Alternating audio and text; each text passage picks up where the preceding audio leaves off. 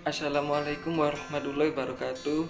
Saya Muhammad Ibn Surur dengan Prodi Manajemen dengan NIM 080403200094. Di sini saya akan menjelaskan tentang apa itu logika, logika alamiah, dan logika akademis. Logika berasal dari kata Yunani logos yang berarti hasil pertimbangan akal pikiran yang diutarakan lewat kata dan dinyatakan dalam bahasa. Logika juga bisa diartikan masuk akal. Logika alamiah adalah pemikiran yang sudah ada pada saat manusia itu dilahirkan, sehingga logika ini memiliki sifat yang murni dan belum mendapatkan pengaruh dari luar. Contohnya, keinginan-keinginan yang memiliki sifat subjektif. Contoh, seorang anak yang terlambat ke sekolah karena bangun kesiangan. Nah, logikanya adalah anak kecil tersebut akan berpikir secara logika mengapa dia bisa bangun kesiangan dan apa yang menyebabkan dia bangun kesiangan. Apa karena saya tidur terlalu malam? Dan setelah itu dia akan berpikir bagaimana caranya agar tidak bangun kesiangan.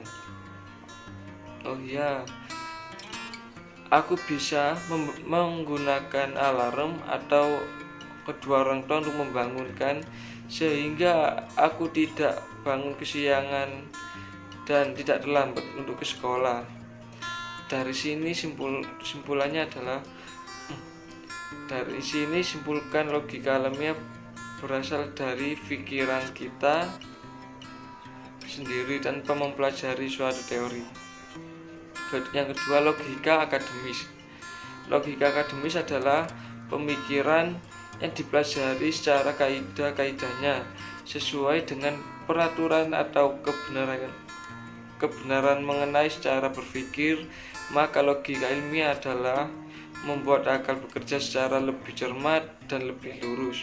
Contoh, bentolan gigi nyamuk merasa gatal. Nah, logikanya gatal dari bentolan bekas gigitan nyamuk disebabkan bukan dari gigitan nyamuk atau air liur, melainkan respon dari sistem imun tubuh terhadap air liur tersebut. Air liur nyamuk mengandung antikoler akan menyebabkan reaksi alergi ringan ke tubuh kita. Sistem kekebalan tubuh manusia merespon alergi tersebut dengan melepaskan stamin. Stamin menyebabkan pembuluh darah di sekitar bekas gigitan nyamuk meradang sehingga kemudian membentuk bentolan merah di kulit.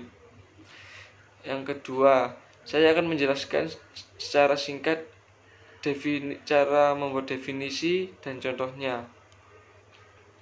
Definisi berasal dari bahasa Inggris definition. Dalam bahasa Indonesia disebut pengertian.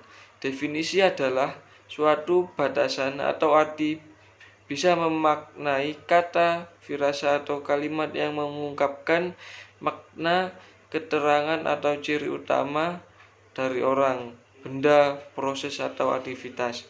Dalam Kamus Besar Bahasa Indonesia, definisi adalah rumusan ruang lingkup dan ciri-ciri suatu konsep yang menjadi pokok pembicaraan. Atas studi definisi juga diartikan sebagai uraian pengertian yang berfungsi membatasi objek, konsep, dan keadaan berdasarkan waktu, tempat, dan suatu kajian. Cara membuat definisi yaitu: pertama, definisi misalnya singkat tetapi jangan terlalu singkat dan terlalu sempit. Yang kedua, definisi berputar-putar. Yang ketiga, tidak boleh menggunakan kalimat negatif. Contoh dari definisi adalah angin adalah udara bergerak dari tekanan tinggi ke tekanan rendah. Ketiga, saya akan menjelaskan tentang kadlia dan bagian-bagiannya secara sederhana dan contohnya. Qadiyah merupakan keputusan dalam ilmu matematika. Qadiyah adalah pernyataan yang isinya mengandung benar maupun salah dari kemungkinan tersebut. Manusia akan mengambil untuk membuktikan kebenarannya. Dalam qadiyah ada maudhu atau subjek, mahmul atau predikat, dan tabito atau kata-kata yang menghubungkan subjek dan predikat. Maudu atau mahmul. Kadliya dibagi dua macam, yaitu kadliya syartiyah dan kadliya hamliyah. Kadliya syartiyah adalah kadliya tidaknya hubungan antara kadliya. Kadliya syartiyah dibagi menjadi dua macam, yaitu kadliya syartiyah muntasilah dan kadliya syartiyah muntasilah. Kadliya syartiyah muntasilah yaitu ada atau tidak adanya kelaziman atau hubungan di antara kedua kadliya. Kadliya syartiyah muntasilah ini saling berhubungan. Nah, di sini terdapat muwajibah dan salibah. Muwajibah adalah kalimat positif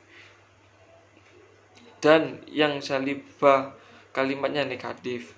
Contoh yang mujibah yaitu jika setiap kali lampu nyala maka kamar akan terang.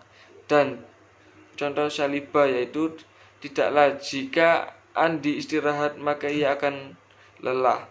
Di sini kadliya 1 dan 2 dia saling berhubungan. Yang keduanya kadliya syartiyah munfasilah yaitu tidak adanya hubungan di antara kedua kadliya. Contohnya mujibah, kadliya mujibah. Ada kalanya seorang itu tertawa, ada kalanya dia menangis. Yang salibah tidaklah ada kalanya mahasiswa itu duduk maupun berdiri. Di sini bisa dilihat kadliya pertama dan kedua tidak ada hubungannya. Kadliya yang kedua yaitu kadliya hamliyah, yaitu kadliya yang menjelaskan mengenai tatapan suatu hukum tidak tergantung ke suatu hal yang lain.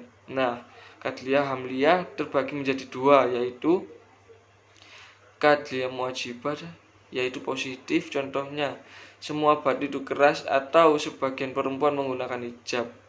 Salibah yaitu negatif. Contohnya tidaklah semua mahasiswa suka membaca dan sebagian makanan tidak enak rasanya. Nah, dalam hal ini ada kata semua dan sebagian. Kaulah semua termasuk lafal fi dan sedangkan lafal sebagiannya termasuk juz'i. Dan 4, saya akan menjelaskan cara membuat penyimpulan dan contohnya.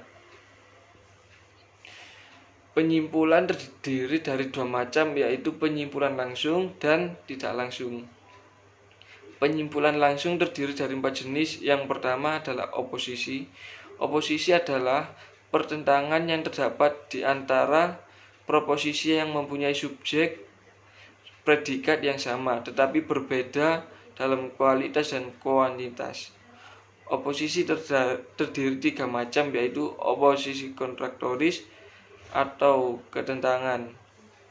Oposisi kontradiktoris atau disebut berlawan hubungan adalah hubungan dua proposisi universal subjek dan predikat sama tapi beda kualitasnya.